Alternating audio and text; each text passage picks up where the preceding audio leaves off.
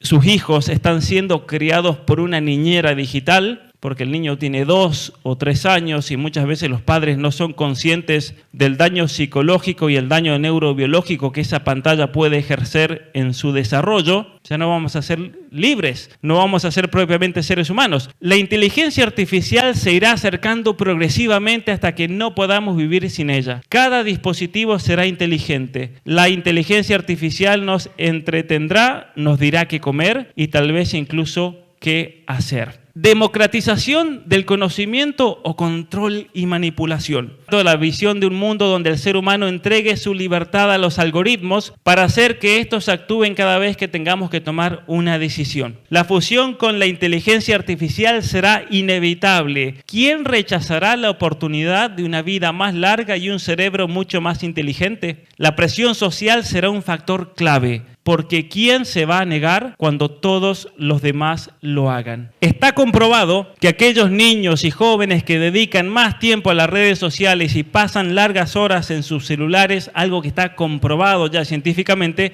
tienen una mayor prevalencia de problemas de salud mental, depresión y suicidio.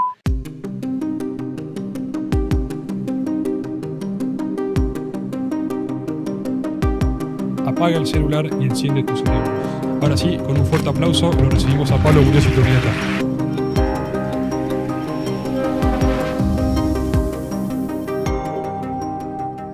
Yo vengo de un pueblo en la frontera de la Argentina, en un lugar muy lejos en los Andes, en el corazón de los Andes, y no exagero si les digo que hay más gente aquí que en mi pueblo, de hecho.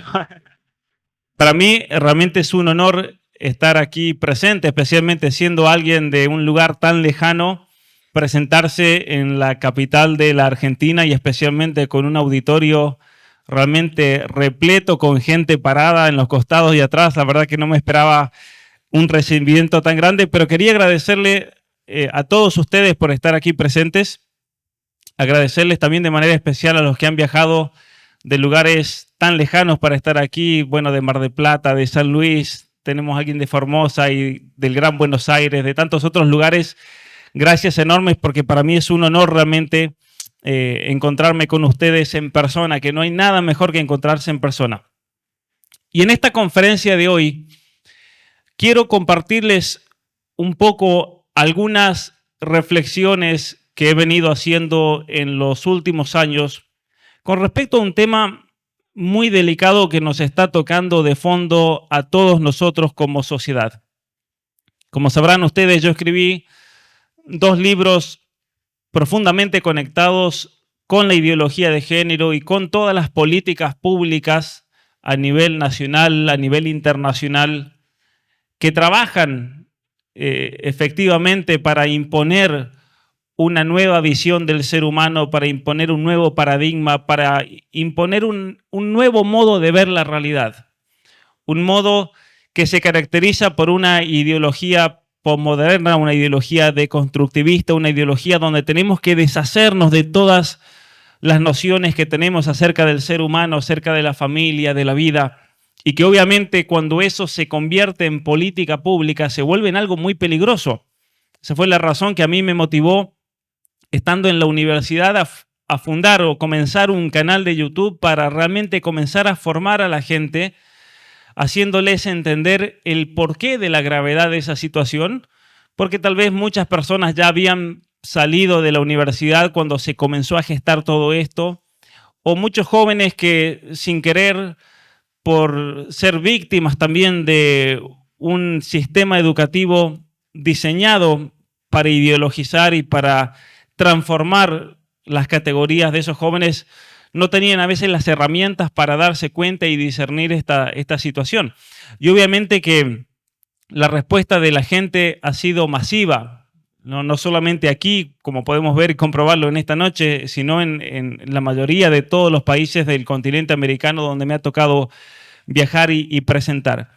Y hay un tema conectado con los 2 libros que tenía que profundizar un poco más porque era otro elemento a tratar y que había sido en cierto lado o es dejado sistemáticamente de lado, especialmente por el mundo académico, que se caracteriza muchas veces y lamentablemente por una superficialidad que nos afecta a todos en los debates públicos y en los debates intelectuales sobre los grandes problemas que nos afectan.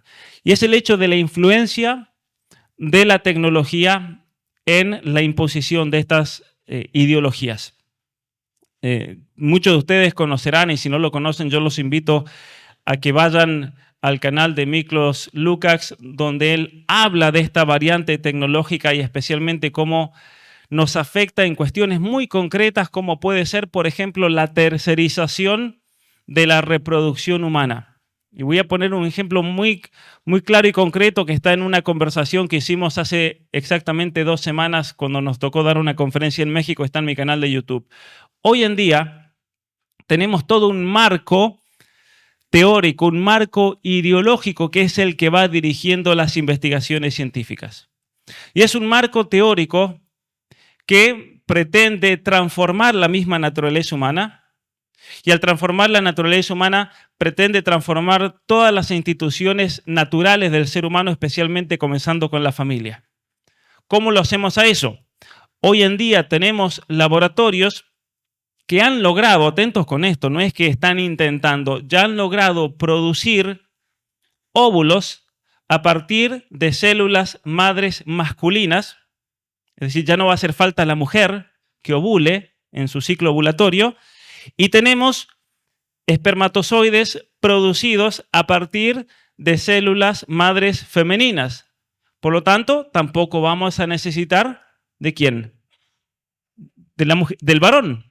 Lo podemos suplementar. Podemos tener una sociedad completamente femenina, como lo plantea la ideología feminista, por ejemplo, de personas como Monique Wittig, que planteaba una sociedad completamente de mujeres, o ideólogos y sociólogos que dicen que una vez que eliminemos al hombre, al macho de la especie humana, se van a solucionar los problemas sociales, de violencia, de guerra en este mundo. O sea, tenemos profesores en la Universidad de Harvard, por ejemplo, planteando de que tenemos que eliminar al ser humano, al hombre de la especie humana, para solucionar estos grandes problemas. ¿A cuántas personas nosotros hemos escuchado decir, famosos, que una vez que se elimine al hombre se acabarán los problemas relacionados al cambio climático, por ejemplo? ¿No?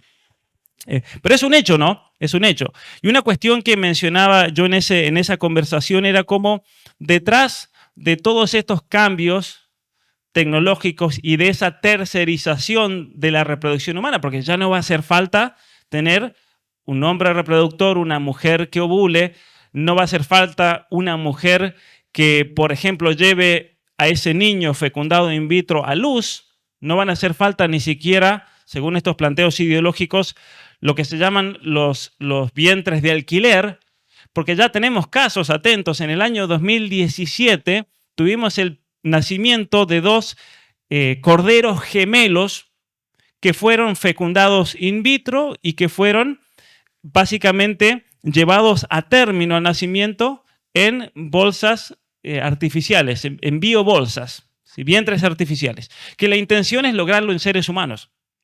Un dato interesante es que quienes están detrás de estas grandes compañías tecnológicas enfocadas en la reproducción humana son quienes están detrás también de grandes compañías tecnológicas que nosotros usamos día a día. Por ejemplo, Skype. ¿Quién no ha usado Skype aquí? Bueno, los fundadores de Skype están detrás de estas grandes compañías. ¿Quién no ha usado Facebook?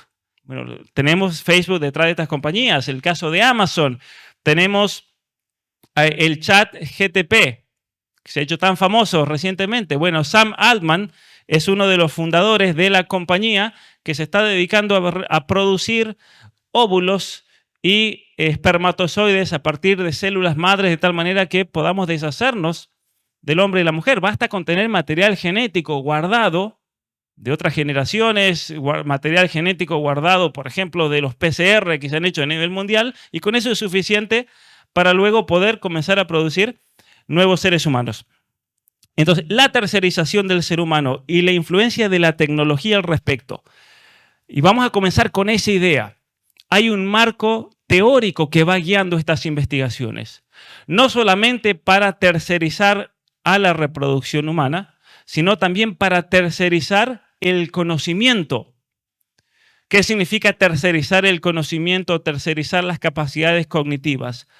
Fusionar al ser humano con la tecnología, hacer una especie de simbiosis, de tal manera que ya nosotros no seamos los que tengamos que razonar, que no seamos nosotros los que tengamos que tomar decisiones, que sea la inteligencia artificial por medio de la recolección masiva de datos la que decida por nosotros hasta los más mínimos detalles de nuestra vida, como por ejemplo qué comer, a qué hora levantarse, a dónde dirigirse. ¿Por qué? Porque la nube, como lo plantea este gran vendehumo del Foro Económico Mundial llamado Yuval Harari, el que escribió el libro Homo Deus, él dice, la inteligencia artificial va a ser el nuevo Dios. El nuevo Dios, lo dice literalmente, el nuevo Dios no va a ser el Dios de Israel, el Dios de los cristianos, sino que va a ser la nube de IBM, la nube de Google, la nube de Amazon. Cuando hablamos de nube se refiere a la computación en la nube. Vamos a hablar un poquito de eso.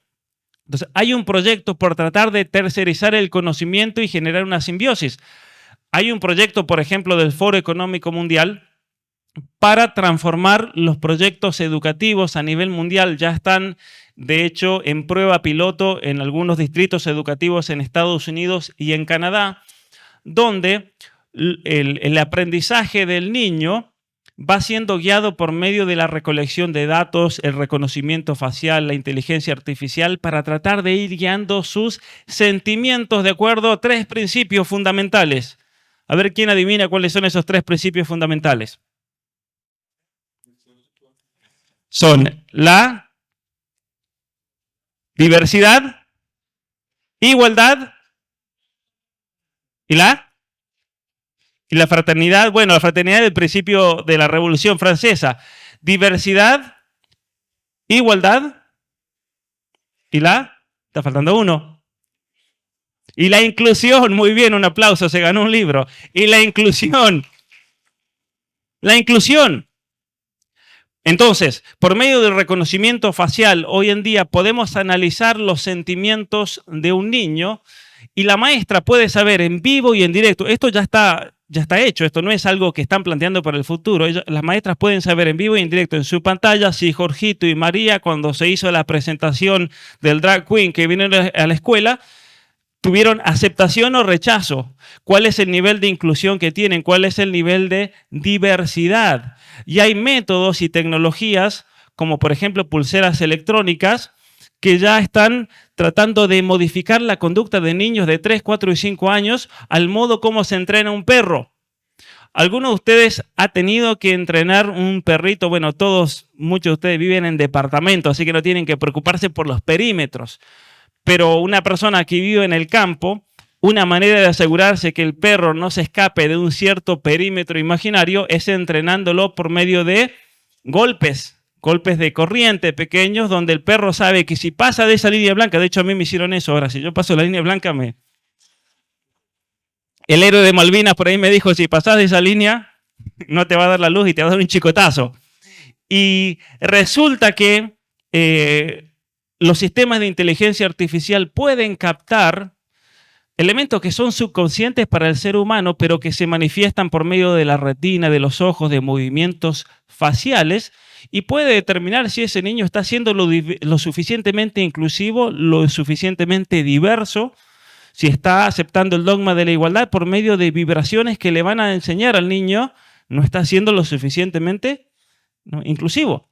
Y el niño lo va a captar como un castigo y una especie de transformación y un castigo autoimpuesto. Por eso es bastante peligroso cuando estamos hablando especialmente en niños entre 3, 4 y 5 y 6 años que están atravesando un momento clave del desarrollo cerebral, como vamos a ver. Entonces, básicamente, el libro lo que pretende hacer es explicar cómo hay un marco teórico que pretende transformar la naturaleza humana con muchísimos ejemplos y citas de libros de quienes proponen esto, de ingenieros de Google, por ejemplo, de los fundadores de Google. Luego, ver cómo todos estos cambios que se están introduciendo por medio de las redes sociales y por medio de la Internet están afectando tanto funciones cognitivas como cuestiones profundamente psicológicas en el ser humano, lo cual lo vuelven totalmente manipulable, que es lo que estamos viendo hoy en día con los jóvenes, y vamos a ver muchos gráficos al respecto, y obviamente para terminar con una reflexión final. Entonces vamos a ver en esta frase, un libro de un escritor canadiense, experto en medios. Él se hizo famoso por esta frase, pero es una frase que no ha sido, me parece a mí, entendida en su profundidad. Es una frase que me parece muy profunda. Él dijo en este libro, Entendiendo los medios como una extensión del hombre, el medio es el mensaje. ¿Y qué significa que el medio es el mensaje? Muchas veces, cuando uno le plantea a una familia que tal vez sus hijos están siendo criados por una niñera digital, porque el niño tiene 2 o 3 años y muchas veces los padres no son conscientes del daño psicológico y el daño neurobiológico que esa pantalla puede ejercer en su desarrollo. Y los padres dicen, bueno, pero mi hijo ve cosas buenas en el medio. No ve nada malo, nada que lo afecte.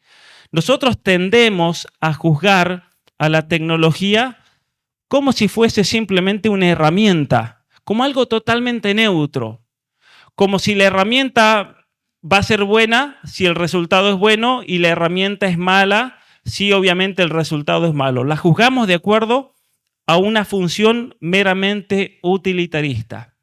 Pero lamentablemente la tecnología ya no la podemos juzgar desde esa perspectiva. ¿Por qué? Y aquí vamos a entrar en una definición de tecnología. ¿Qué es la tecnología? La tecnología, en cuanto a su etimología, hace referencia a la aplicación del conocimiento para un resultado práctico concreto. Por ejemplo, yo tengo que hacer un pozo para plantar un árbol, y obviamente que si invento una pala, ¿no? El que inventó la pala merece un Nobel, ¿no es cierto?, de física, pero la persona que inventó la pala facilitó un trabajo que tiene que ver con el esfuerzo humano. Y por lo tanto, la pala es meramente instrumental. Es una tecnología instrumental. Tenemos tecnologías que vienen a apoyar los sentidos, tenemos tecnologías que vienen a apoyar la fuerza, como el caso de la pala, tenemos tecnologías que tienen que ver con las comunicaciones. Pero hoy en día estamos hablando de otro tipo de tecnologías. Ha habido una transformación gigante, que son lo que se llaman las tecnologías convergentes. Cuando unimos tecnologías que separadas tienen una función particular, pero una vez que se unen, se le pueden dar nuevas aplicaciones nunca antes imaginadas. ¿Cómo puede ser la biotecnología, la bioingeniería, la inteligencia artificial? Una vez que se combinan todas estas tecnologías, la tecnología ya deja de ser una mera herramienta, sino que se convierte en un proceso de transformación. Y aquí viene la clave entonces para entender la tecnología contemporánea. No estamos ya hablando de una tecnología como una herramienta que uno la puede usar para bien o para mal, la puede usar mejor o la puede usar peor, sino que hoy en día tenemos ciertas tecnologías cuyo propósito fundamental es transformar aquello que tocan. Pensemos en las tecnologías reproductivas, producto de la bioingeniería de los últimos 7 años. No son tecnologías que funcionan como mera herramienta, sino que buscan transformar completamente al ser humano. Pensemos en las tecnologías de edición genética. Hoy en día podemos, por medio de la técnica CRISPR, modificar genéticamente a una persona. Y de acuerdo a en qué etapa de su proceso, su desarrollo de vida, modifiquemos genéticamente a esa persona, va a tener una u otra consecuencia. Por ejemplo, si una persona tiene una cierta deficiencia ocular que tiene una causa genética, lo podemos hoy en día editar genéticamente y esa persona recupera su visión completa, por ejemplo. Para darles un ejemplo de algo que se hace hoy en día. Pero ¿qué pasa si nosotros tomamos un embrión en las primeras horas de su concepción, después de su concepción, y lo modificamos genéticamente para que tenga ciertas capacidades? Por ejemplo, en Nueva York, en la Universidad de Nueva York, hay todo un proyecto para tratar de lograr niños genéticamente modificados que tengan visión nocturna. ¿Para qué es esto? porque según ellos es una de las maneras por las cuales vamos a ahorrar energía para luchar contra el cambio climático. ¿No? Ahora, un problema social real que se sigue de eso. En Canadá se está debatiendo lo que se llama la renta básica universal o el salario básico universal por los procesos de automatización que van a dejar a gran parte de la población sin trabajo. Pero un problema real del salario básico universal en Canadá, que es el debate que se está dando hoy en día, es que el dinero que le van a dar a la gente es un dinero digital donde va a estar predeterminado en qué lo puede gastar uno.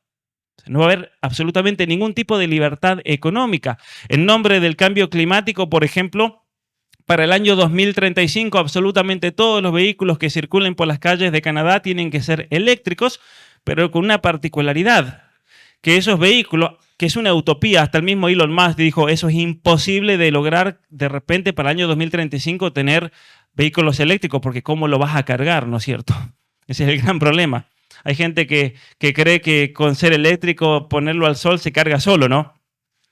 Pero el problema es el siguiente, que una vez que las personas traspasen el límite de consumo de carbono, ese vehículo se va a frenar. No te vas a poder movilizar porque cada persona va a tener un límite y de acuerdo al rango en el cual uno se encuentre dentro del salario básico universal, no va a poder tener hijos porque depende del Estado. Y los hijos que tengan van a ser hijos que deben ser previamente aprobados de acuerdo con un cierto paradigma de ser humano. Y para el que crea que eso es demasiado, simplemente tiene que ir a la página del gobierno de Canadá para fijarse que existe el proyecto posthumano. Es un proyecto del gobierno de Canadá para producir una nueva especie de seres humanos que se adapten a los grandes cambios que vamos a ver en las próximas décadas. Esto es una realidad. Y para eso se está invirtiendo miles de millones de dólares. Entonces, la tecnología deja ya de ser simplemente una herramienta y se convierte en un elemento transformativo. Por eso también tenemos que estar atentos para juzgarla. ¿Qué consecuencia social va a tener, además de las ya mencionadas? Una vez que nosotros podamos tercerizar la reproducción humana, podemos eliminar la familia. Ya la familia no va a hacer falta. Pero lo que yo planteo en mi libro es que para que eso se dé, se tiene que dar también un proceso cultural. ¿Qué significa eso? Se tiene que dar un proceso por medio del cual las nuevas generaciones, especialmente los niños, acepten el hecho de que las familias son dispensables. Que acepten el hecho de que no somos seres humanos. Que acepten el hecho de que cada uno se puede transformar en lo que quiera. Un argumento muy importante que menciona Agustín Laje en su libro Generación Idiota es el problema de la identidad en el mundo contemporáneo. Viene por el hecho de que si yo no elegí esa identidad, no es mi identidad, entonces yo la tengo que elegir. O sea, ya tenemos una transformación cultural donde toda una generación idiota acepta la premisa de que para yo ser libre yo tengo que autoconstruirme y yo tengo que elegir mi identidad. Si mis padres me impusieron el ser varón o el ser mujer, no cuenta. Me tengo que deconstruir.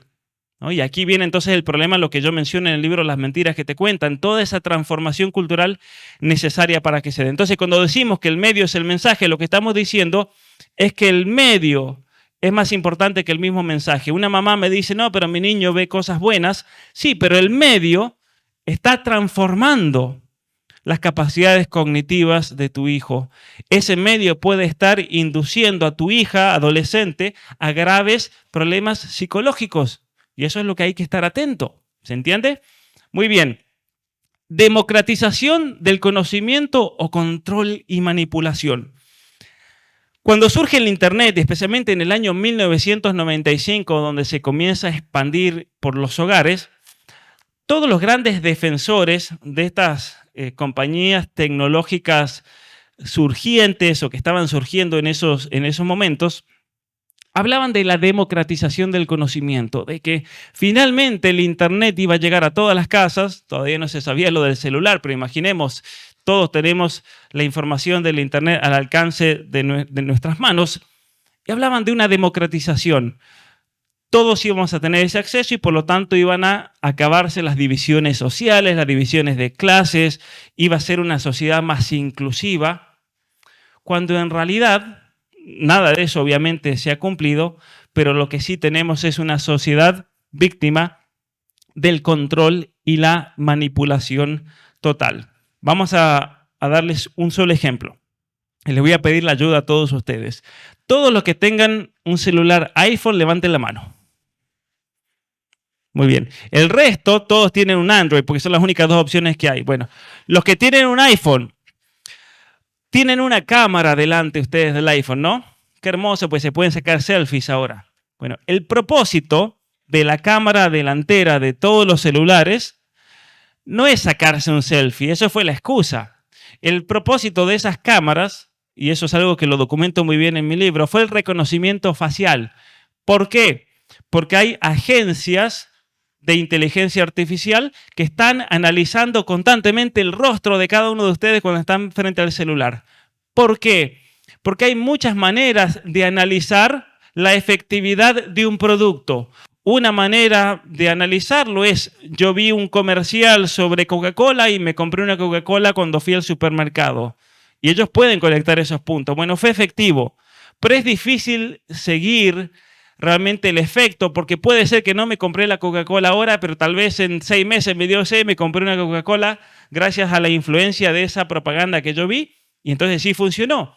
¿Cómo saben ellos si es efectivo o no es efectivo? Por medio del análisis facial. Por medio de las reacciones faciales, ellos pueden analizar las métricas de Netflix, por ejemplo. Netflix es uno de los clientes más importantes que tiene esta compañía que se llama Clearview AI. Clearview trabaja en la educación, trabaja para Netflix, trabaja para las redes sociales, trabaja para una cantidad de compañías de marketing donde ellos les dicen, mira, de las 60 millones de personas que vieron este anuncio en Facebook, estas son las personas que tuvieron una respuesta positiva. O estas fueron las personas que tuvieron una respuesta negativa. Algo peor, cuando los gobiernos intentan saber cuál fue la respuesta a una cierta situación. Algo que usó el gobierno de Canadá para congelar las cuentas a los que protestaron, por ejemplo, el año pasado en el gran convoy de los camioneros. El gobierno de Canadá usó de datos del Big Data tomado de redes sociales, de mensajes de WhatsApp, de comentarios de Facebook, para clasificar a todos los ciudadanos de acuerdo a la aceptación o el rechazo del gobierno de Trudeau.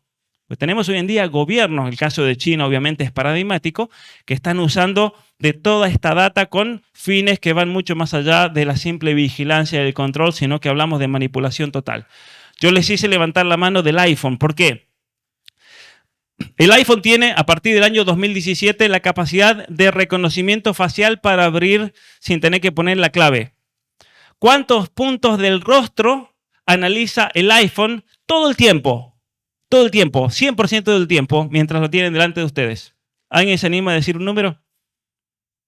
Y de esa manera no se pueden confundir, porque puede ser que vaya yo con el teléfono, por ejemplo, de Patricia y no va a abrir. 1000 dicen ahí, bueno, ¿quién da más, quién da menos? 30.000 puntos del rostro, 30.000 puntos faciales. Bueno, vayamos a los otros que no levantaron la mano, que tienen un Android. Pues todos los otros teléfonos, sea de la marca que sea, usan un sistema operativo Android. ¿Cuántas veces el teléfono de ustedes se comunican con los centros de datos de Google enviándole información de su teléfono, de dónde se encuentran, de lo que hacen, de lo que ven por internet, de los mensajes, de absolutamente todo lo que ese teléfono contiene, porque el sistema operativo es la base? ¿Cuántas veces se conecta con el centro de datos por día? 100.000 veces al día.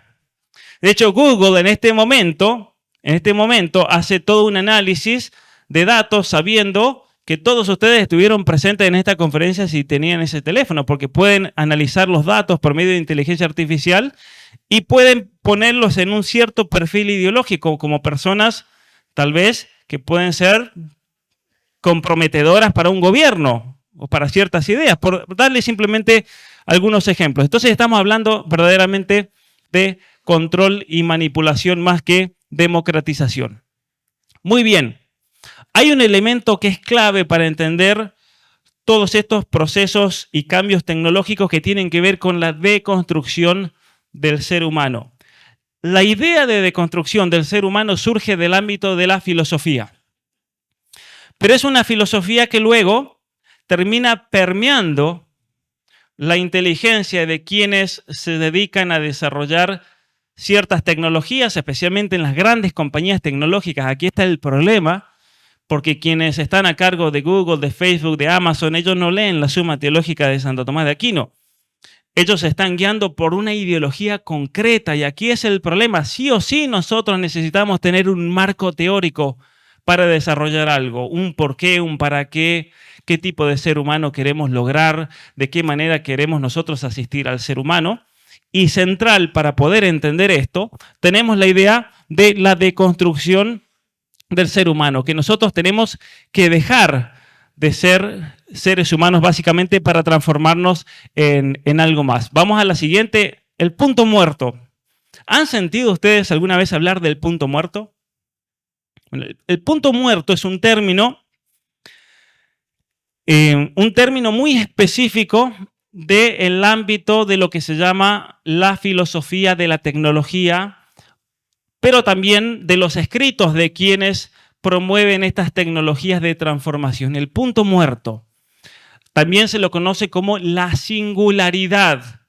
Quien inventó el término de la singularidad es un hombre llamado Ray Kurzweil. Él es el director de los proyectos de ingeniería de Google. Entonces, en Google ustedes tienen que imaginarse, es una compañía gigantesca con miles de empleados de ingenieros, donde todos se dedican a temas particulares, a desarrollar una cuestión X, otra cuestión, inteligencia artificial, computación cuántica de nube, pero hay ciertos cerebros que son claves dentro de la compañía, porque son los visionarios, son los que saben unir todos los puntos y darle una funcionalidad específica, son los que dicen inventemos tal cosa y tal cosa es posible por X, por X y por X y ponen a todos los ingenieros a trabajar en eso. Son las personas claves.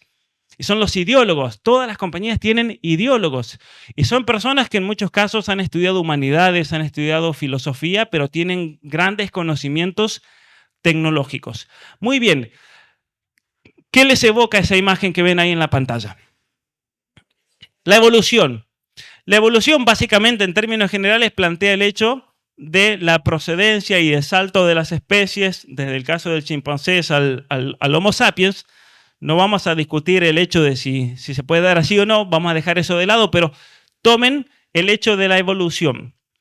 Dentro del ambiente tecnológico se plantea de que el ser humano ha llegado a un punto muerto. Es decir, hemos llegado a un punto en el cual ya no estamos evolucionando. Hemos llegado a una especie de culmen evolutivo y de darse algún cambio evolutivo va a tardar varios millones de años. Es decir, no lo vamos a ver. No vamos a ser testigos de eso. Y por eso, y aquí viene un planteamiento que es bien importante entonces entender la distinción. Son necesarias dos cosas para dar ese salto evolutivo. Un cambio cultural para poder aceptar esa transformación. Entonces yo les hablaba, por ejemplo, de los cambios en los niños, de construir la noción de familia, de ser humano. Ahí entra la ideología de género. La ideología de género es ese primer paso de deconstrucción del ser humano. Ahí entra la idea del transhumanismo, la simbiosis con la inteligencia artificial, lo que se llama el posthumanismo. Pero por otra parte, se necesita de la tecnología. La biología no va a dar ese salto, lo va a tener que hacer la tecnología. Y ese es el punto muerto entonces, cuando nos damos cuenta de que hemos llegado a un final en ese recorrido evolutivo y luego se va a dar lo que se llama la singularidad, que es lo que viene después. ¿Qué es la singularidad? Cuando los humanos trasciendan la biología. Lo que yo les leí ahí es un título de un libro muy conocido de Ray Kurzweil, quien es el ingeniero en jefe de todos los proyectos de Google. Él plantea en este libro, para que vean que esto no es ninguna teoría de la conspiración, de que vamos a llegar a la singularidad. Finalmente los humanos van a trascender la biología. ¿Por medio de qué? De los cambios tecnológicos. Por medio de la bioingeniería, por medio de la fusión con la inteligencia artificial, por medio de toda una serie de procesos guiados por la inteligencia artificial que van a comenzar desde el momento de la concepción. Por eso también se plantea, según este nuevo modelo, que los niños ya no van a ser concebidos en el ámbito del amor de la familia. Los niños van a ser producto de laboratorio, guiados en ese proceso y eliminados o promocionados, vamos a decir, en tanto y cuanto se amolden o se acoplen a ese nuevo ideal de transhumano o de posthumanos. Shulamith Firestone, feminista canadiense muy conocida, falleció en el año 2012, pero ella tiene un libro que lo cito en mis dos obras, llamado La dialéctica del sexo, donde ella trata de unir la teoría de Marx, la concepción marxista de la historia, con las teorías psicoanalíticas de Freud. Entonces, ella es la que, por ejemplo, introduce la idea de que la lucha de clases ya no es entre pobres y ricos, entre patrones y obreros, sino entre hombres y mujeres. En ese libro hace todo un análisis de la tecnología, donde ella dice que tiene la tecnología un objetivo cultural supremo: construir un mundo ideal dentro de un mundo real. Es básicamente la idea de la singularidad. De hecho, ella tuvo esa genialidad perversa de ser la primera la que propone que ese salto evolutivo lo vamos a dar por la tecnología. ¿Y qué ejemplos da ella? Los que leyeron mis libros se acordarán. Vamos a tercerizar la reproducción humana de tal manera que la mujer pueda destruir por fin la opresión de la biología, donde la mujer pueda destruir aquello que la distingue del hombre, que es la capacidad de ser madre, de dar a luz. De hecho, fíjense que ella escribe este libro en 1970 en el contexto de los debates por el aborto en los Estados Unidos, donde se planteaba el aborto como un caso de lucha por la igualdad entre el hombre y la mujer. ¿Por qué la igualdad? Ella lo dice muy claro. No es porque ahí tenemos una bolsa de célula atrapada en nuestro cuerpo, porque nuestro cuerpo, nuestra decisión. No, estas feministas eran un poquito más honestas.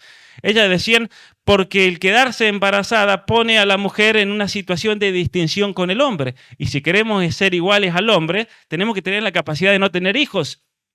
¿Y qué vamos a hacer con la especie humana? La especie humana tiene que comenzar a reproducirse por fecundación in vitro, por una parte, y por otra parte se debe dar una tercerización de todo el proceso de gestación artificial. De hecho, está todo muy conectado, ¿no? Todas las investigaciones, por ejemplo, de fecundación in vitro, tenían también un marco ideológico dentro de este contexto, para saberlo. Muy bien. ¿De qué revolución entonces estamos hablando? ¿De qué revolución cuando hablamos de un salto? National Geographic en el año 2007 nos dio básicamente un cierto adelanto de lo que se venía. Y esta fue una etapa revolucionaria, porque ¿qué es lo que ven en la etapa de esta edición? Lo que se conoce como un niño trans. ¿Sí? Aquí estamos viendo un varón pasando por todo un caso de transformación por bloqueadores hormonales, donde se habla de una revolución del género, donde se plantea el hecho de que el ser humano va a tener la capacidad, gracias a la tecnología, gracias a las hormonas, gracias a las intervenciones quirúrgicas, va a tener la capacidad de finalmente ya ser lo que uno quiera sin tener que aceptarlo de la propia naturaleza o aceptarlo de los propios padres. Finalmente nos vamos a liberar de lo que planteaba Shulamith Firestone, que era la tiranía de la biología. La Agenda 2030, para entonces ir atando los cabos, entra dentro de este nuevo paradigma del ser humano.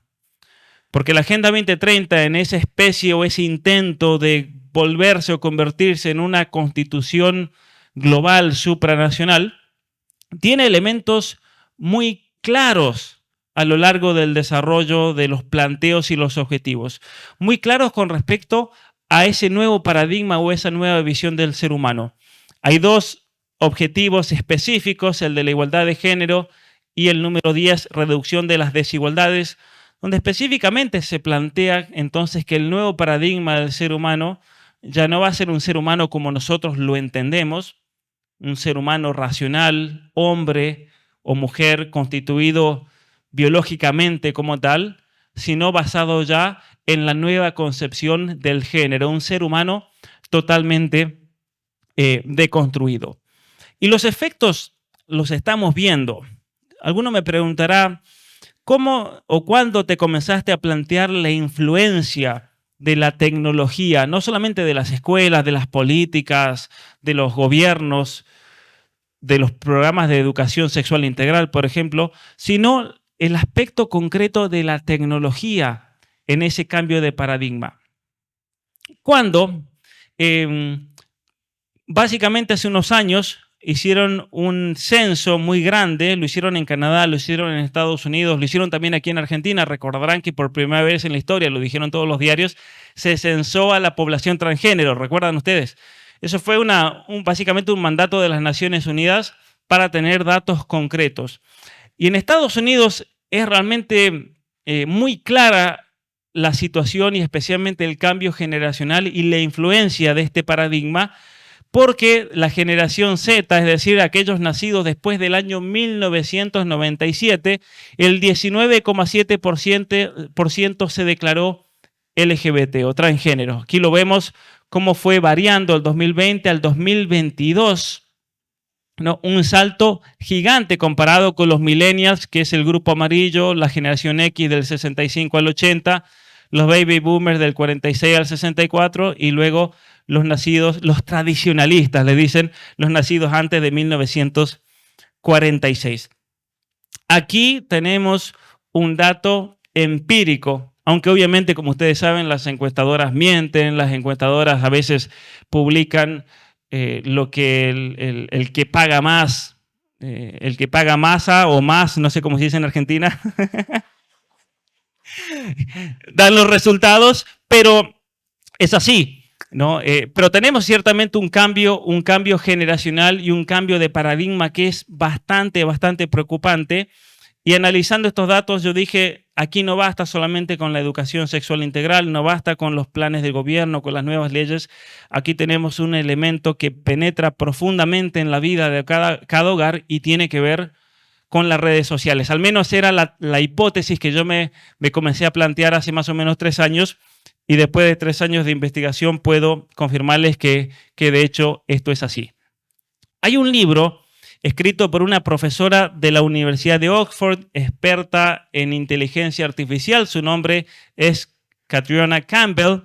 Y en este libro, Inteligencia Artificial por Diseño, un plan para vivir con inteligencia artificial. ¿Qué creen ustedes o cuál creen ustedes que es el argumento central de este libro? Que básicamente nosotros somos demasiado ignorantes, tontos, nos equivocamos, somos olvidadizos, por eso tenemos que despojarnos, de construirnos de la libertad humana, de la capacidad de razonar y decidir y aceptar que sea la inteligencia artificial la que vaya guiando nuestras acciones. Y cuando digo nuestras acciones, digo absolutamente todo. Desde qué comer, qué cantidad, a qué hora.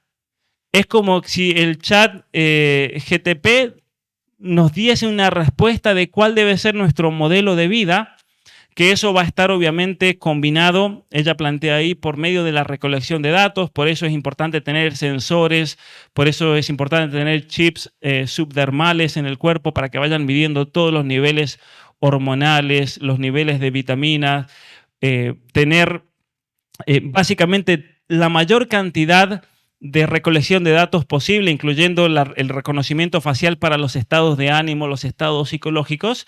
Y entonces la inteligencia artificial nos va a dar un plan de vida que nos va a guiar en absolutamente todo.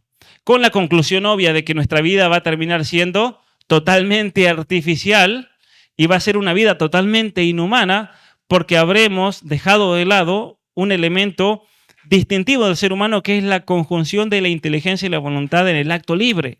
O sea, no vamos a ser libres, no vamos a ser propiamente seres humanos. Y ella dice lo siguiente: la inteligencia artificial se irá acercando progresivamente hasta que no podamos vivir sin ella. Cada dispositivo será inteligente.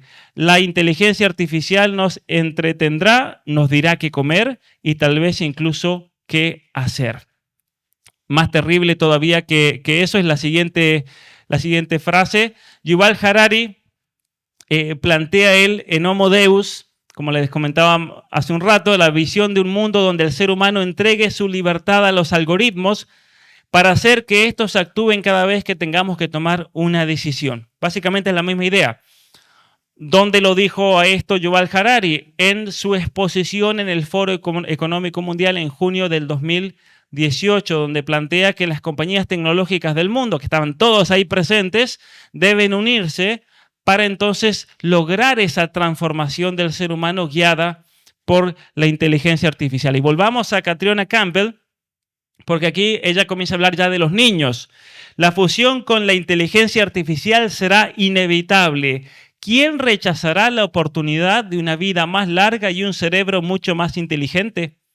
La presión social será un factor clave, porque ¿quién se va a negar cuando todos los demás lo hagan? ¿Sí? La presión social o el contagio social. Incluso lo haríamos por nuestros hijos.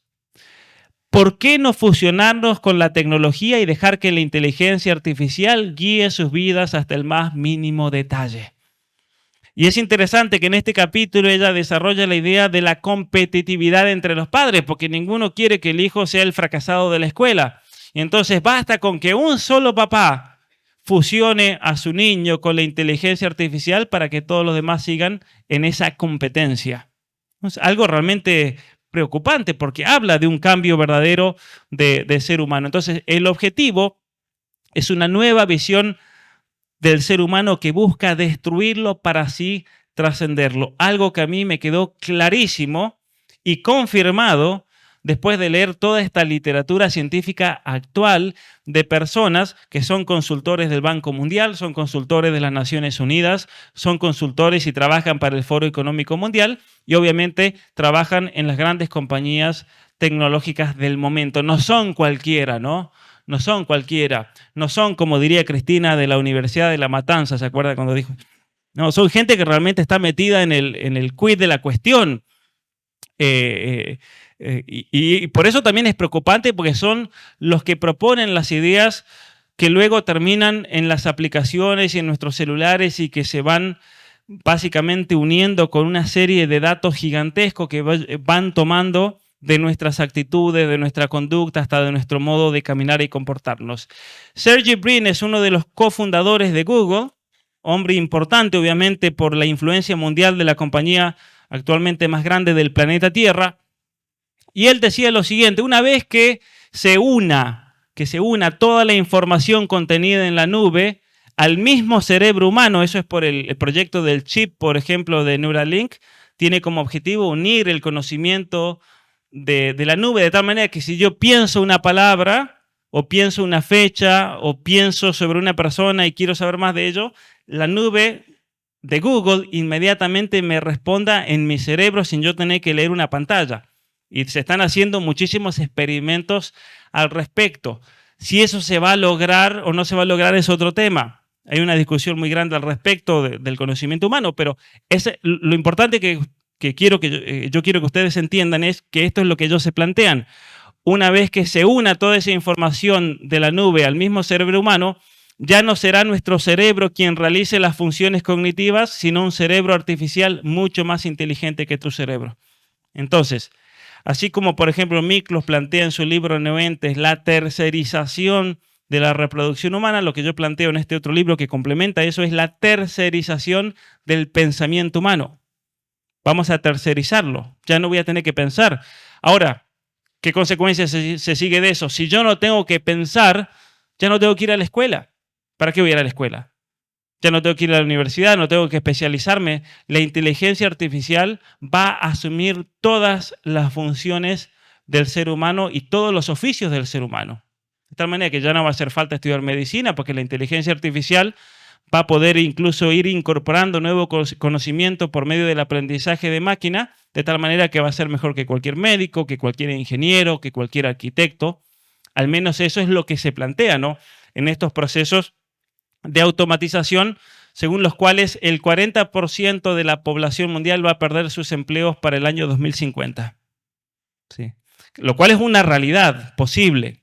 Entonces, muchos padres me preguntan, ¿qué vamos a hacer entonces? Muchos jóvenes a mí me escriben, porque me dicen, ¿yo qué voy a hacer? ¿Voy a estudiar una carrera que en 2 años, 3 años, 5 años no va a servir más? Y yo digo, bueno, por eso hay que prepararse con cuestiones profundamente humanas que son irreemplazables por la nube. Todas las cualidades humanas de aprendizaje y razonamiento crítico, de aprender a hablar, aprender a dirigirse, aprender a comunicarse, jamás va a poder ser reemplazado por una máquina, por la inteligencia artificial. Por eso la importancia de la formación hoy en día es algo clave, no solamente para sucumbir a estas ideologías, sino también para sobrevivir. Es una cuestión de supervivencia, de ponerse a leer, ponerse a aprender, ponerse a razonar realmente, porque al momento de trabajar, esas son las únicas personas las que van a tener empleo. Muy interesante que hay un libro que lo cito también en mi libro, escrito por dos de los gerentes de Microsoft, donde ellos plantean, miren qué interesante esto, que en los próximos años Microsoft no va a contratar a ingenieros, ni de software, ni desarrolladores de código, ni nada. ¿Por qué? Porque eso lo va a hacer la inteligencia artificial. ¿A quiénes van a contratar? A personas que hayan estudiado humanidades. ¿Por qué? Y es muy interesante la respuesta que dan, porque esas son las personas que tienen la visión de llevar la tecnología más allá y tienen la visión de ver una aplicación concreta. Entonces, para plantearse realmente la importancia de la formación, hoy en día que las escuelas dicen que hay que enseñar tecnología, tecnología, tecnología y no les enseñan a pensar, ni a razonar, ni a leer. Es un error gigante el que se está cometiendo. Las grandes plataformas, entonces, tecnológicas están transformando no solamente el tablero geopolítico internacional, como para controlar las sociedades a su merced e imponer conductas específicas en cada uno de nosotros, muchas de ellas psicológica y fisiológicamente peligrosísimas. Por ejemplo, Facebook ha hecho muchos experimentos que ya han sido publicados en revistas de psicología. Facebook tiene una ventaja y todas las compañías de redes sociales tienen una ventaja enorme con respecto a cualquier tipo de investigación académica que uno pueda hacer. ¿Por qué? Porque Facebook tiene acceso a, supongamos, 3.000 millones de personas por día. Entonces, ellos pueden hacer experimentos para comprobar el efecto psicológico de un posteo sobre distintos tipos de la población.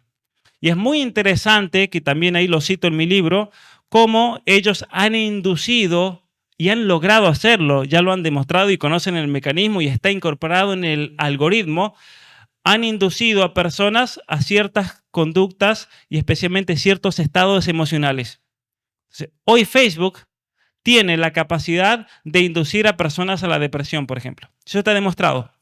Facebook puede inducir a personas al enojo, puede inducir a personas a tener ciertas reacciones psicológicas que obviamente luego después se capitalizan. ¿Cómo lo capitalizan? Ellos pueden, por medio de videos, ya sea tergiversados, ya sea reales, inducir a un segmento de la población de los Estados Unidos al enojo por una cuestión racial. Y luego, inmediatamente, una vez que la persona ha sido inducida al enojo, esto lo plantean esos papers, esa persona ya está dispuesta a recibir un mensaje que tenga que ver con una respuesta de actuación. Por ejemplo, lo utilizaron en el año 2012 para ir a votar por Obama. Entonces, Facebook gana miles de millones de dólares porque no solamente nos puede inducir a una cierta actitud psicológica, sino que luego le vende esa información al mejor postor, ¿no? Y es así como van manipulando y controlando a las poblaciones, lo cual es realmente preocupante. Entonces, si bien han irrumpido las redes sociales con una apariencia de libertad, de espontaneidad, todos podemos postear, todos ahora podemos ser actores, podemos ser escritores, comentadores profesionales, ¿no? Sin embargo, debajo de las redes sociales se esconde un mecanismo no visible, el algoritmo, que favorece una cierta visión del ser humano. Entonces, oh, sorpresa, entonces, que a nosotros muchas veces nos viven cancelando, nos viven eliminando seguidores. Yo tengo familiares que cada vez que entran a YouTube se tienen que volver a suscribir. O sea, no estoy hablando de enemigos, ¿no es cierto? Estoy hablando de hermanos míos, de amigos míos, que uno lo vive en carne propia. ¿Por qué? Porque obviamente que plantea una visión del ser humano totalmente distinta a esa visión que es favorecida. Cuando vemos a influencers que, por ejemplo, propagan la ideología de género, de repente explotan en las redes sociales porque son ayudados y empujados por este algoritmo. Entonces, ¿cómo Esa es la gran pregunta. ¿Cómo evitar un nivel de manipulación que la mayoría de las veces es inconsciente? Aquí está la clave. ¿No? Es una de las grandes preguntas que intenta responder este libro, porque es algo inconsciente. Primero yo me tengo que hacer consciente de la manipulación. Y mucha gente, como no ha frenado, no ha parado, no se ha puesto a pensar a veces ni siquiera en cómo funciona la tecnología, no tiene un nivel de conciencia, es subconsciente. Entonces muchos me preguntan, ¿por qué entonces le llamaste a tu libro Apaga el celular? Es una metáfora, es como decir, tenemos que distanciarnos un poco para comenzar a pensar sobre esa realidad y cómo, de hecho, no solamente el celular, sino la tecnología en general puede estar afectando mi vida. Muchas personas ignoran, y lo desarrollo en uno de los capítulos, que las aplicaciones del celular tienen una puerta trasera. ¿Qué significa una puerta trasera? Es lo que se llama en la tecnología, en el desarrollo de software, los kits de desarrollo de software. Yo invento una aplicación, por ejemplo, para ordenar comida en la ciudad de Buenos Aires y luego, dentro de esa aplicación, comienzo a venderle al mejor postor ciertos códigos por medio de los cuales ellos pueden tener acceso a esa aplicación y a todos los celulares que han descargado esa aplicación. Y por cada descarga yo puedo cobrar $1, por ejemplo. Entonces, si la aplicación, vamos a dar una aplicación, un nombre que se use aquí, Rappi. ¿Tiene una aplicación Rappi? Bueno, supongamos que 1 millón de personas en Argentina tengan Rappi. Rappi, simplemente por introducir esos códigos, recibe $1 por persona, pero por compañía. Pues puede tener 150 códigos y esas compañías luego tienen acceso a absolutamente todo, en general, lo que ocurre en nuestro celular. ¿Cómo podemos saber lo que ellos extraen? Lamentablemente no podemos, ¿sí? Porque no revelan el código. Ese es el tema, es el gran problema con la privacidad de datos. Pero pueden saber absolutamente todo, hasta los mensajes de texto que le mandamos a la novia. Pueden saber el lugar donde han estado presentes, las conversaciones que tienen, las fotos de su celular, los videos, absolutamente todo, lo cual también es preocupante. Muy bien, que obviamente eso hace que sea mucho más fácil a nivel de manipulación. Algunos ejemplos de muchísimos que doy en el libro. Las compañías tecnológicas son propietarias del 80% de la riqueza corporativa a nivel mundial. O sea, pensemos... Todos está amaneciendo, parece.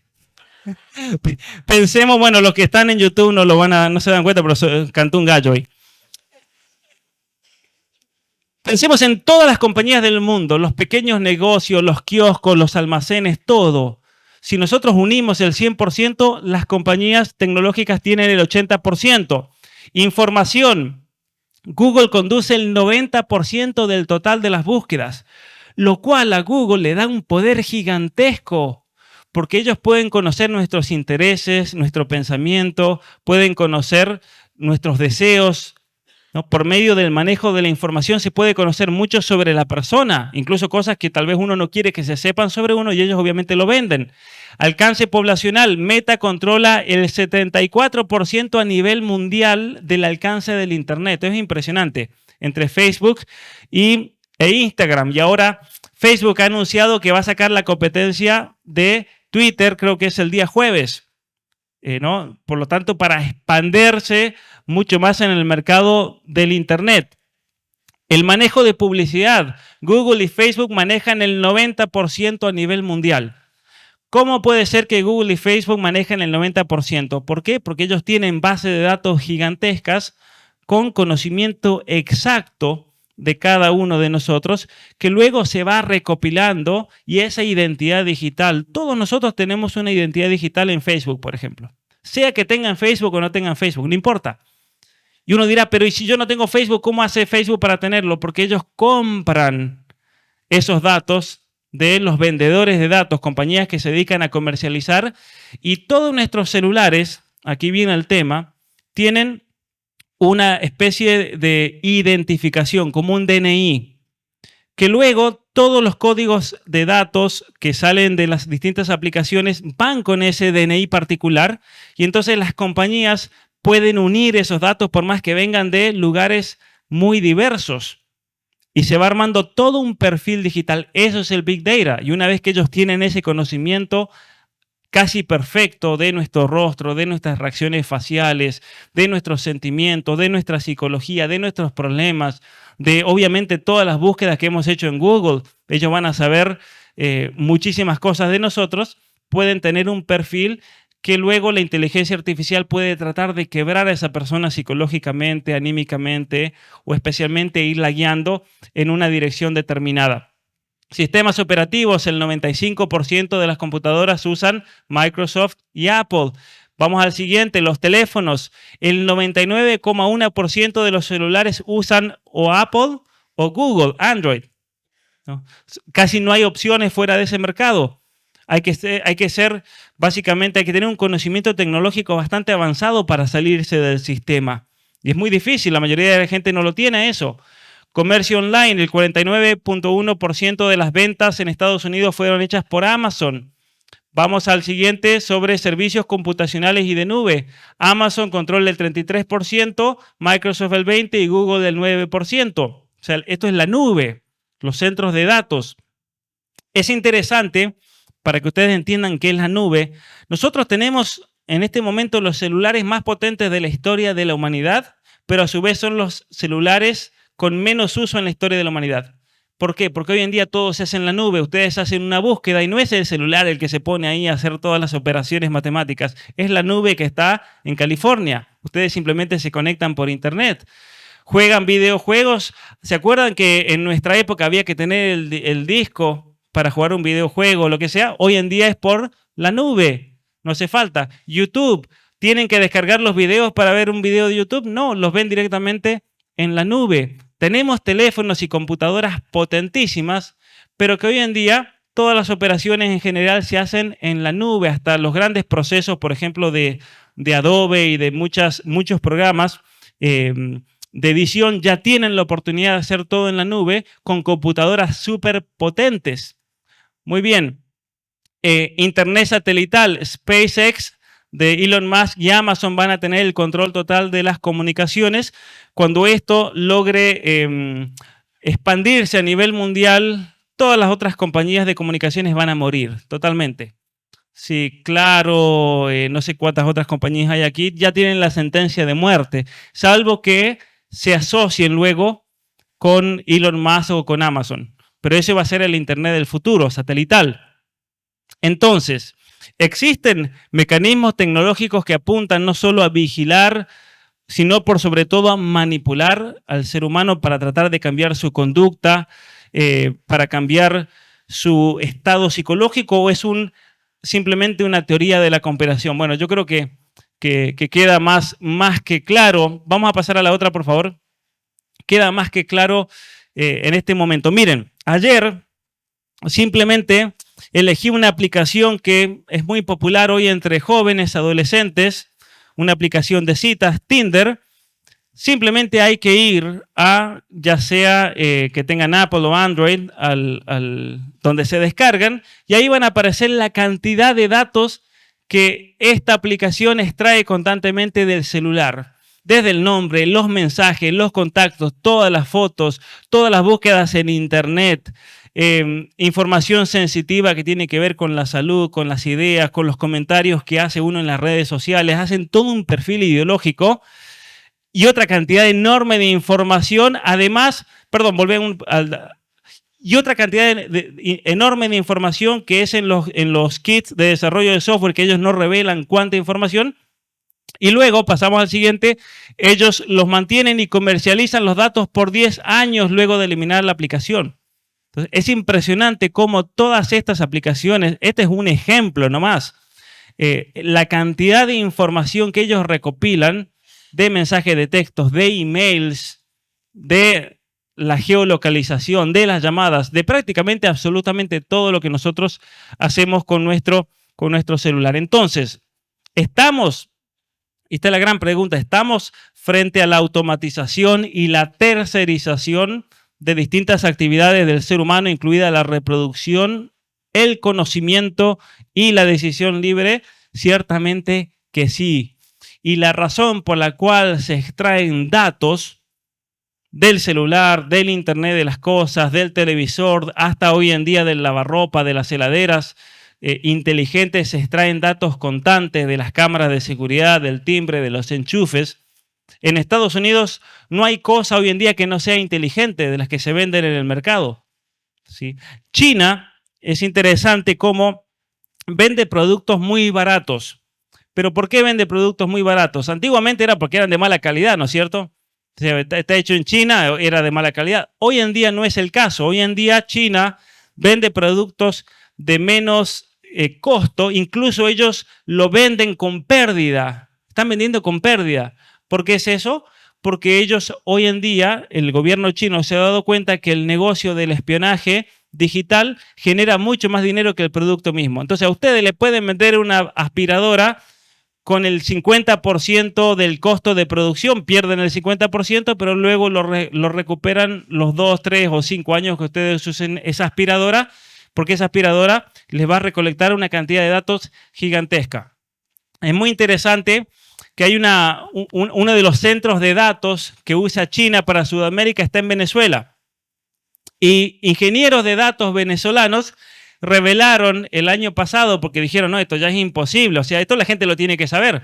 Hay una aspiradora china que anda automática, anda por todos lados. Bueno, los ingenieros de datos filtraron videos de mujeres bañándose, de mujeres en el baño, de personas haciendo sus necesidades, cambiándose de ropa en la habitación, porque China usa de todos esos datos para mapear un hogar. Miren qué interesante esto. Mapean un hogar y una vez que mapean un hogar, ellos se dan cuenta de qué productos tiene una sociedad y qué productos no tienen. Entonces ellos dicen, a ver, en Argentina hay que meter este producto porque no lo tiene nadie. Y eso lo sacan, por ejemplo, por medio de los escaneos que hacen dentro de los hogares, que es una información valiosísima, y eso a China le da una ventaja competitiva con el resto de las compañías. Entonces, a ese punto, ¿no? Y los ingenieros venezolanos que filtraron esos datos lo hicieron por el hecho que decir, acá hay un problema de privacidad porque la gente no sabe, en ningún lugar te dice que esa aspiradora tiene una filmadora y que está escaneando y filmando todo el tiempo las 24 horas. En ningún lugar. Y no solamente eso, sino que está transmitiendo constantemente los datos a centros de datos chinos. Muy bien, el objetivo. En este libro de Shoshana Zuboff, ella es investigadora de Harvard, escribió este libro Capitalismo de la Vigilancia, muy interesante, aunque es un libro que se queda corto porque simplemente plantea cómo se usa de los datos para manipular la conducta al momento de comprar, lo cual es verdad, pero hay otro elemento más profundo que yo desarrollo en mi libro que tiene que ver con manipular la conducta y la psicología de la persona.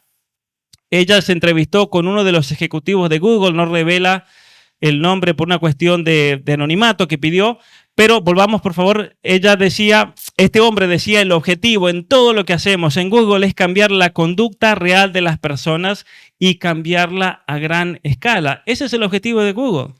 El objetivo de Google no es darle un email, que tengan un buen servicio de nube, tener distintas aplicaciones y funciones para ir de aquí a Luján con el Google Maps.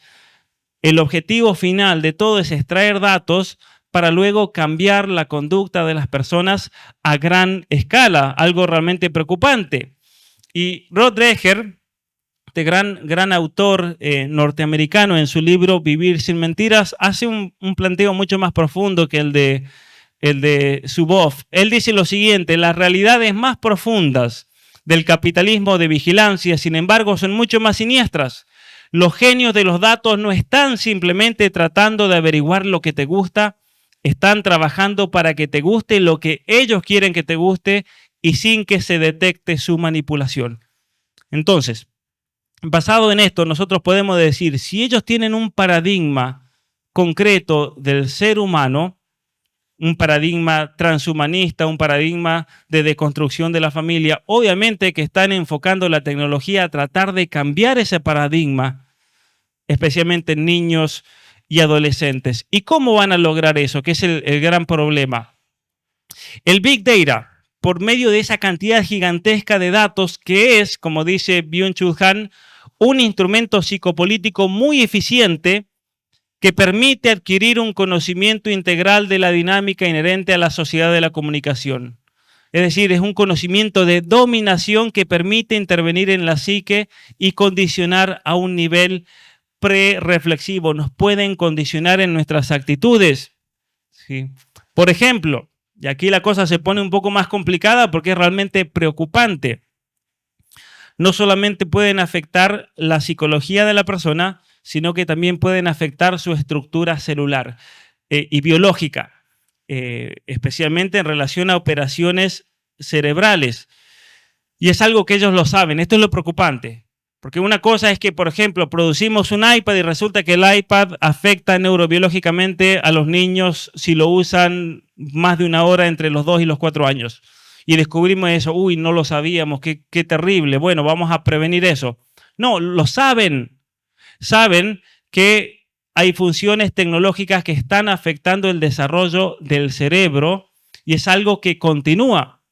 Un dato interesantísimo que descubrí investigando este libro.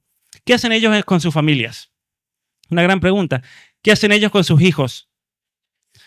Es interesante que, miren que me dediqué a investigar absolutamente todos los ejecutivos de estas grandes compañías y todos, el 100% de todos, tienen prohibida la tecnología en el hogar. O sea, Bill Gates, fundador de Microsoft, les ha prohibido a sus hijos hasta que cumplan 18 años el tener tecnología y tener televisión. No tienen, ¿no? Lo mismo pasó con Steve Jobs. Cuando Steve Jobs presentó el último iPad antes de fallecer, le preguntaron si sus hijos habían tenido una versión prototipo y asustó al mundo porque él dijo, mis hijos nunca han tenido un iPad y nunca van a tener un iPad. ¿Sí? El único exagerado que encontré es el fundador de Snapchat, que le permite a su hijo 1 hora por semana ver televisión y supervisada. Ya está. Los de Google, los ingenieros de Google, los fundadores de Google, uno dirá, bueno, ellos son los fundadores de Google. Ellos mismos no tienen celulares con aplicaciones. Ellos no tienen. ¿Y por qué es eso? Porque ellos saben que van a ser objeto de minería de datos. Esto es interesante. Otro dato que empecé a averiguar, me fui a California a averiguar a qué escuela, porque esa gente tiene hijos y son miles de empleados, a qué escuela mandan los hijos, porque hoy en día todas las escuelas estudian todo pura tecnología y pantalla.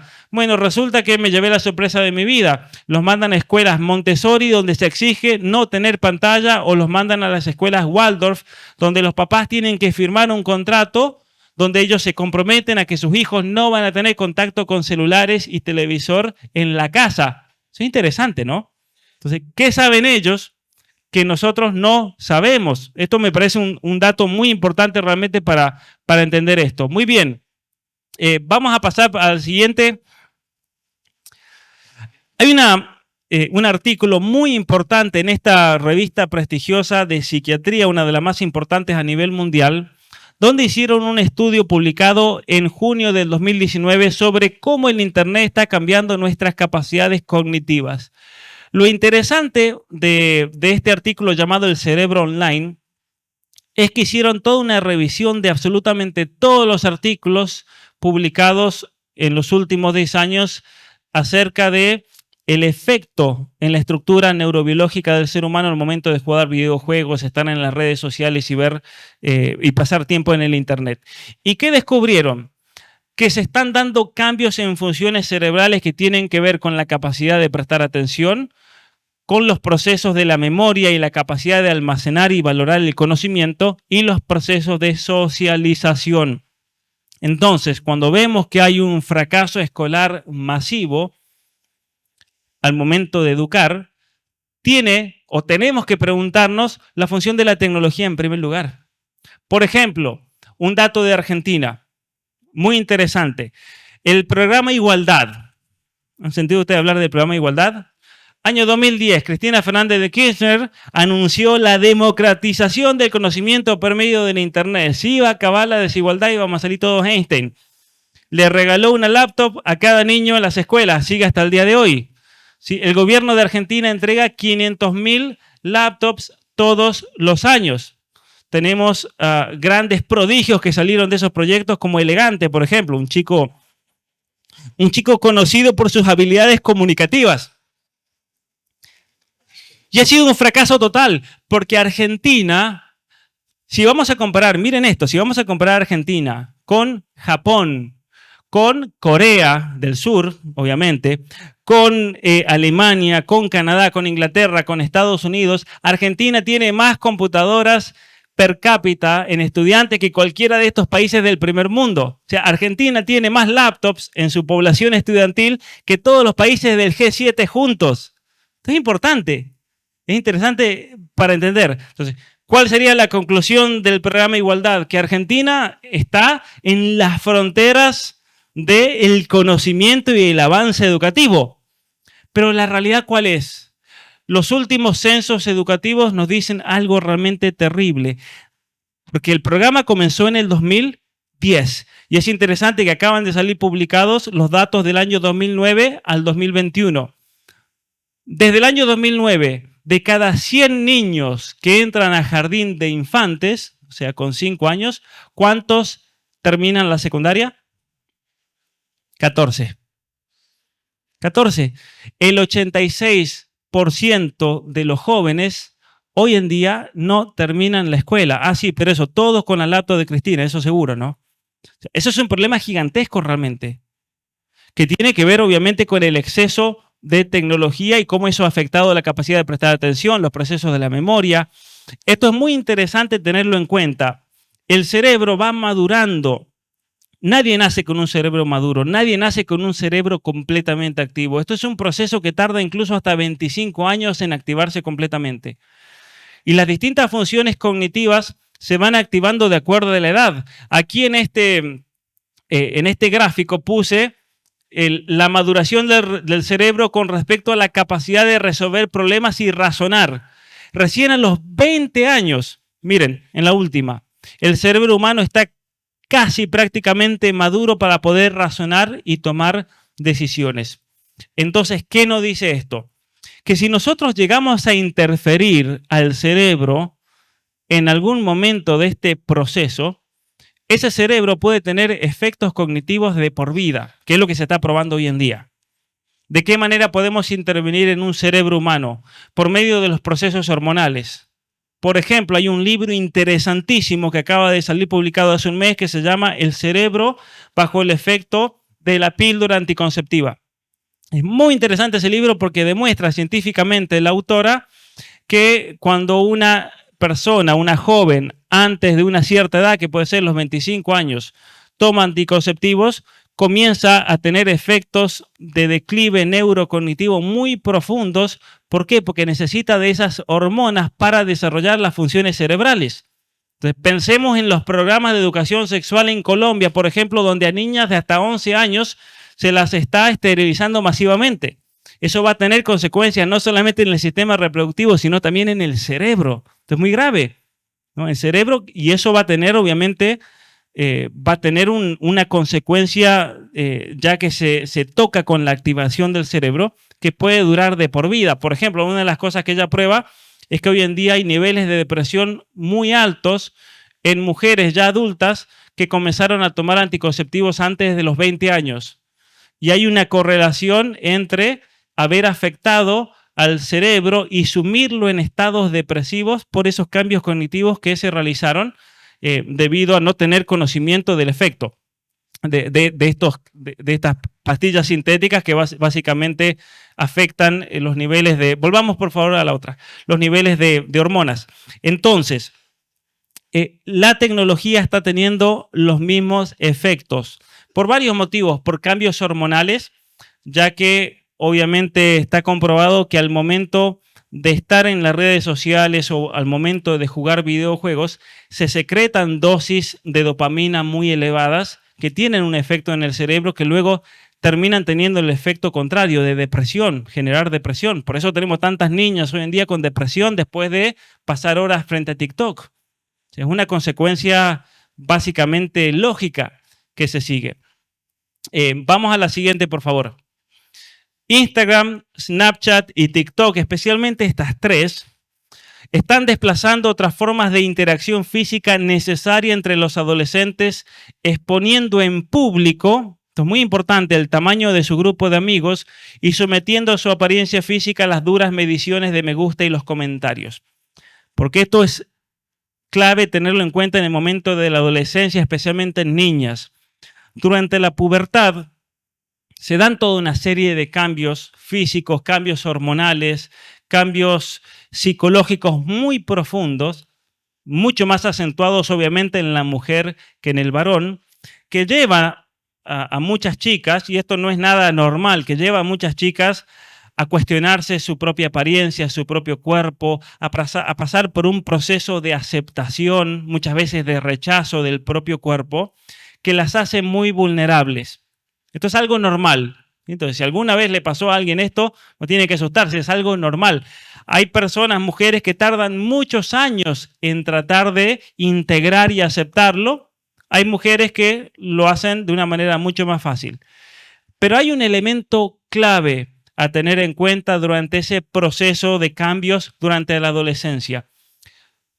Y esto es muy importante, especialmente para todos los papás varones que tienen hijas que están aquí presentes. Cuando una niña está pasando por esos cambios, ella psicológicamente experimenta una inseguridad muy grande con respecto a sí misma. ¿Quién es? Y esto es algo que está demostrado y es muy interesante. ¿Quién es la única persona que le puede calmar la inseguridad? El papá. El papá. Cuando el papá valida a esa niña, de muchas maneras, estando con ella, hablando con ella, expresándole qué hermosa que se ve, porque eso le da una seguridad de que entonces ya no soy la fea que yo creo que soy o la gorda que yo creo que soy. Eso soluciona muchos problemas psicológicos. La presencia del papá afirmando a su hija. Pero hoy en día, lamentablemente, por el trabajo, por las ocupaciones, por cada uno estar metido en el celular, hay un vacío emocional muy grande que se está dando. Algo que se empeora si son padres divorciados, separados, obviamente que eso estamos ante una situación mucho más difícil. Y entonces, cuando una niña no tiene esa validación de quien corresponde a dónde la va a buscar, hoy en día la va a buscar a las redes sociales. Y es por eso, es un mecanismo psicológico. Uno se pregunta, ¿cómo puede ser que hay chicas que terminan en OnlyFans? ¿Cómo hay chicas jóvenes que en Twitter andan publicando una serie de fotos que uno dice, ¿cómo? A mí me daría vergüenza si una hija publica fotos así. ¿Pero por qué lo hacen? Son mecanismos psicológicos de validación pública. ¿Y cuál es el problema con la validación pública entre las mujeres? Que cuando una mujer en público busca validarse ante otras mujeres, peor error de la vida. ¿Por qué? Porque las otras mujeres la van a masacrar. Les voy a dar un ejemplo concreto. Yo estuve aquí en el año 2019, di una conferencia. Y si ustedes en el 2019, supongamos que todos ustedes vinieron, traían exactamente el mismo vestido de ahora, la misma ropa, ¿ustedes creen que yo me voy a acordar de eso? Y si mañana vienen de vuelta, ni me voy a dar cuenta. Capaz que a la 20ª vez voy a decir, trajiste el mismo vestido, ¿no? No nos damos cuenta, pero una mujer sí se va a dar cuenta o no. ¿Sí? ¿Quiénes son las que se critican en el trabajo por el modo de vestirse? Son las mujeres, porque es parte, hay todo un mecanismo, hay una explicación con respecto a esa lucha por la reproducción, ¿no? Que lleva a las mujeres a competir entre ellas, pero más allá de eso, cuando una chica, lo importante a tener en cuenta, se expone públicamente a ese juicio público, la revientan con me gustas, con los comentarios. Los comentarios son terribles y eso hace que una chica puede sumirse ¿en qué cosa?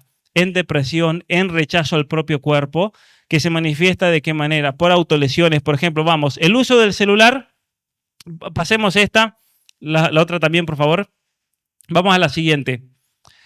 Vamos a ver cómo entonces se está dando todo un proceso de deshumanización que tiene que ver con la adaptación a las nuevas tecnologías en una especie de simbiosis con esas herramientas virtuales. Vamos, es el hambre, esto es importante, es el hambre de exposición y de likes, de me gusta, lo que lleva a una persona incluso a arriesgar su propia vida a cambio de un minuto de fama, de tal manera que la persona ya no necesita de un aparato estatal que la controle, sino que ella misma ejerce de prisionero y de carcelero a la vez. Hoy en día se están cometiendo muchas locuras en las redes sociales. porque hay un aspecto psicológico también de manipulación. Son las mismas redes sociales las que manipulan a una persona a llegar a ese extremo. Por ejemplo, este invierno en Canadá, donde yo vivo, hacen algunos días hasta 50 grados bajo cero. Y un día hacían 40 grados bajo cero. Hay un río por ahí cerca que se congela en el invierno y una chica se metió con un jeep por el río, sabiendo que hay una parte donde hay rápidos, donde el río no se congela por la velocidad del agua, y ella comenzó a básicamente transmitir en vivo por TikTok. Se puso arriba y se empezó a resquebrajar todo, simplemente para mostrar cómo ella se hundía en el hielo. Obviamente que no iba a durar ni 30 segundos, te morís de un ataque al corazón. ¿Pero por qué lo hizo? Sabiendo que posiblemente iba a morir, seguramente iba a morir, lo hizo simplemente por ese hambre y necesidad de me gustas. ¿Y eso por qué se da? Vamos a la siguiente, hay una explicación. El valor de la exposición, generalmente en una situación normal, depende de lo bello, ¿sí?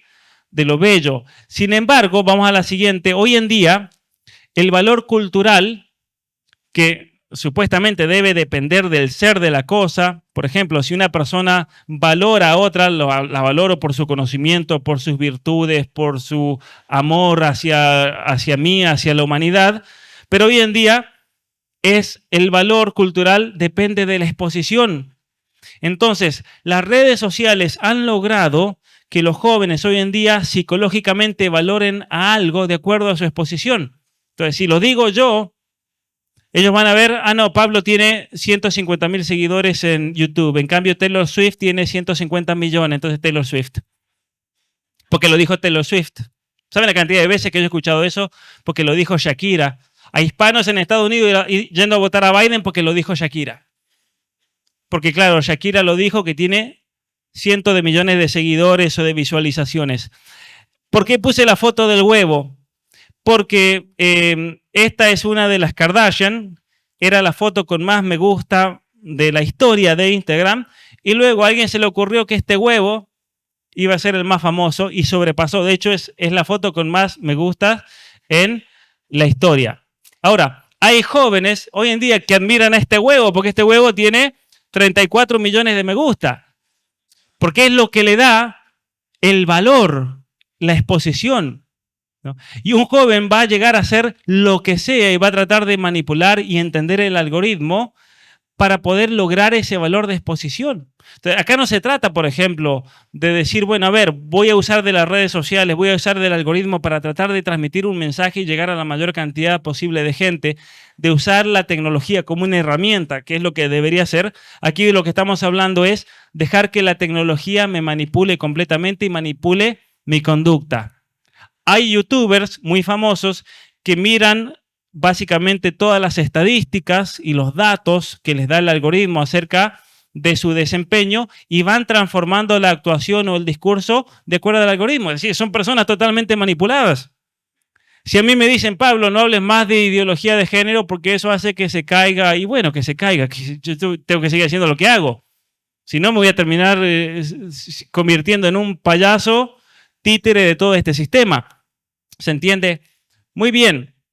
Está comprobado que aquellos niños y jóvenes que dedican más tiempo a las redes sociales y pasan largas horas en sus celulares, algo que está comprobado ya científicamente, tienen una mayor prevalencia de problemas de salud mental, depresión y suicidio que aquellos niños y jóvenes que dedican más tiempo a actividades no relacionadas con una pantalla, especialmente el deporte. ¿Por qué? Porque el deporte secreta dopamina natural que luego combate, es el mejor remedio contra la depresión. Ahora, volvamos al anterior, perdón. ¿Cuál es el problema con que una persona, entonces un niño, un joven, desarrolle problemas de salud mental, depresión y suicidio? ¿Cuál es el problema? Que las redes sociales, y aquí volvemos a los papers publicados por Facebook que se filtraron a la prensa el año pasado, cuando una persona es sumida, con un adolescente sumido en estos estados, así lo dicen literalmente, esa persona se vuelve totalmente manipulable. Entonces, cuando una persona se vuelve manipulable, comienzan a vender esa información al mejor postor por cuestiones políticas, comerciales, ideológicas, lo que sea. Peligroso. Bueno, un dato que es importantísimo para entenderlo. Siempre existió depresión en el ser humano. Siempre han habido personas que a lo largo de la vida o en ciertos momentos de su vida pueden experimentar depresión clínica. No todos, pero hay un cierto porcentaje de la población. Pero sin embargo, si nosotros vamos de 1991 aquí al año 2009, se mantiene más o menos estable, hay ciertos picos, son las oleadas, ¿no es cierto? Se daban oleadas de chicas depresivas, después se pasaba por una especie de contagio social psicológico que se da. El caso más común de contagio social psicológico es la anorexia, por ejemplo. La anorexia es algo peligroso porque así como una persona se puede contagiar de un virus, de una bacteria, esto está comprobado científicamente que en cuanto en un aula, en una clase, una chica desarrolla anorexia, es muy común que después muchas otras chicas desarrollen anorexia. Por eso esas personas hay que aislarlas. No tienen que tener contacto porque comienzan a contagiar psicológicamente. ¿Cómo lo descubrieron a esto? Porque cuando surge la epidemia de la anorexia, recuerdan en los años 90, muchos psicólogos y psiquiatras tenían mucha experiencia trabajando con alcohólicos. ¿Y cuál es el programa más conocido de alcoholismo? Alcohólicos Anónimos, que los pone en una ronda y todos dicen, yo soy Pablo y me he mantenido sobrio por 53 años. Y así va uno tras otro, ¿no? Me ha tocado estar, pero no por alcohólico, sino porque me invitaron. Tengo seguidores de todo tipo. Y resulta que cuando comenzaron a hacer esas terapias grupales, comenzaban las chicas a competir entre ellas para ver quién era la más anoréxica. Entonces ahí cuando ellos se dieron cuenta de las clínicas, tenemos que tener clínicas especializadas donde estén aisladas, porque hay una competencia social, hay un contagio social, que es lo que se está dando también por la ideología de género. Muy bien, entonces en el año 2010 de repente, ¡pum!, explota. Y lo peor de todo es que no hemos tocado techo todavía, esto es lo más grave de todo. ¿Cuál es el único factor en común entre países como Japón, China, Estados Unidos, Canadá, Argentina, Perú, Colombia, México? ¿Qué pasó en el año 2010? Se introduce el iPhone en la población adolescente. Es cuando gran parte de la población adolescente comienza a tener iPhone y comienzan a abrir perfiles en redes sociales. ¿Y por qué esto no ha terminado? Porque cada vez son más jóvenes los que tienen iPhone. En Estados Unidos el 90% de los adolescentes tienen iPhone. Y es algo que va incrementando. Y no solamente que va incrementando, sino que va bajando la edad. Es terrible ver, por ejemplo, niños con iPad. Es terrible, ¿saben por qué? Porque muchos de esos niños tienen síntomas de depresión clínica y los padres no se dan cuenta. ¿Por qué no se dan cuenta los padres? Porque los padres creen que la depresión es estar triste, tirado en la cama. No, esa es la depresión de los adultos. La depresión de los niños y adolescentes se manifiesta por un síntoma clínico. Hay varios, pero hay uno que es específico, la irritabilidad. Si tu niña, tu niño que pasa mucho tiempo en las redes, en el celular, anda irritable, puede ser un síntoma de depresión clínica eso. Eso es algo realmente interesante para tener en cuenta. Vamos a la siguiente. Pasemos a la otra. Miren esto. A partir del año 2010 explota, ¿qué cosa? Los suicidios, el autoenvenenamiento. Muchos de ellos fueron por challenges de TikTok, de autoenvenenarse, de autoahorcarse. Episodios depresivos mayores cuando ya requieren de más de 5 días de hospitalización por las nubes y síntomas depresivos. Todos a partir del año 2010. Vayamos a la siguiente. Autolesiones en adolescentes. En azul los varones y ven cómo sube entre los 11, sube hasta los 15 y después baja. Y miren en las chicas. Es impresionante en escuelas secundarias, ¿no? ¿Cuándo nuevamente se da? A partir del año 2011, que es esta data. Vamos a la siguiente. Un artículo científico muy interesante de Jean Twenge, donde habla de incrementos en depresión, en autolesiones y suicidio en adolescentes de Estados Unidos después del año 2012 y la relación con el uso de la tecnología. Especialmente ella plantea que es las redes sociales. ¿Por qué? Porque ella obtuvo acceso a los datos de las redes sociales. Ustedes saben bien si tienen un iPhone, un Android, Hoy en día pueden tener un reporte de cuántas horas estuvieron en el celular y dentro de esas horas dividido en si estuvieron en YouTube, estuvieron en redes sociales, leyendo un email, lo que sea.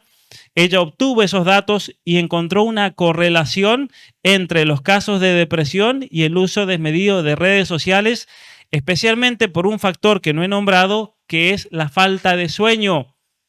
Hoy en día es impresionante esto y realmente preocupante, pero en la Argentina se dice que los niños y adolescentes pasan 9 horas frente a la pantalla en época escolar. Ni me quiero imaginar las vacaciones lo que es. ¿Y eso qué problemas o consecuencias trae? Que muchas de esas horas, ¿cuándo son? No, pero si mi hija, hay mamás que me han dicho esto, no, mi hija me dijo que está 10 horas frente a, le aparece 10 horas. Yo a papás les he dicho, vayan a fijarse en el reporte. Aún aparece 10 horas. Pero mi hija no está 10 horas en el celular. Bueno, usted no la ve 10 horas en el celular porque no duerme con ella. Pregúntele a su hija a qué hora se va a dormir. Y resulta que los papás se enteran que la hija se va a dormir a las 3, 4 de la mañana, o sea, duerme 2 horas. ¿Cuál es el problema de la falta de sueño? Que tiene una correlación muy grande con la depresión. De hecho, no se sabe si la depresión causa la falta de sueño o la falta de sueño causa la depresión. Para mí la mejor teoría es la que dice que se retroalimentan. O sea, que es un ciclo de no acabar. Y obviamente que una persona que esté en una situación así va a empezar a generar muchísimo más problemas psicológicos. Y por eso nos encontramos con esto, que está muy relacionado con todos estos síntomas psicológicos. Estos son el número de clínicas de transición de género para niños y adolescentes en los Estados Unidos en la actualidad. Miren lo que es eso. Pasamos de no tener ninguna en el 2014 a tener un negocio gigantesco. Un negocio gigantesco que tiene que ver con lo que vamos a mencionar del contagio social. Transición de chicas a adolescentes. ¿Explota nuevamente en qué año? 2010. ¿Por qué? Porque todos estos problemas que estamos mencionando en adolescentes de trastornos de identidad de género son distintos a los trastornos que nosotros vemos en niños que desarrollan disforia de género. Son trastornos desarrollados en la adolescencia y de los cuales no hay en la literatura científica ningún ejemplo antes del año 2014. O sea, antes del año 2014, para que quede claro, no hay un solo ejemplo en la historia de una chica que desarrolle un trastorno de identidad de género en la adolescencia. Eran todos casos que provenían desde la infancia. Pero de repente comenzamos a ver un montón de chicas con graves enfermedades. Vamos a la siguiente, por ahí terminando. Incremento de casos de transición, varones 1.460% entre el 2014 y el 2019 y en chicas 5.337%. Esto es una bestialidad realmente. De personas que realizaron la transición, porque después están los que dudan, los que no saben, los no binarios. Vamos a la siguiente. Cada niño y adolescente que comience el camino de la transición genera $1.300.000 en ganancia a la industria farmacéutica. Esto no importa qué país, no importa si es Estados Unidos o si es la Argentina. ¿Por qué se creen ustedes que Argentina tiene que pedir préstamos para las políticas de género? Las primeras fueron de $200 millones en el gobierno de Macri en el año 2019, 200 millones, pero hoy en día el Ministerio de Diversidad y Género, ustedes lo saben mejor que yo, tiene un presupuesto más grande que educación, que salud y defensa combinados. ¿Por qué? Porque hay que pagar esta cantidad por cada caso. Lo que se proyecta, ¿no? Es una locura realmente el dineral.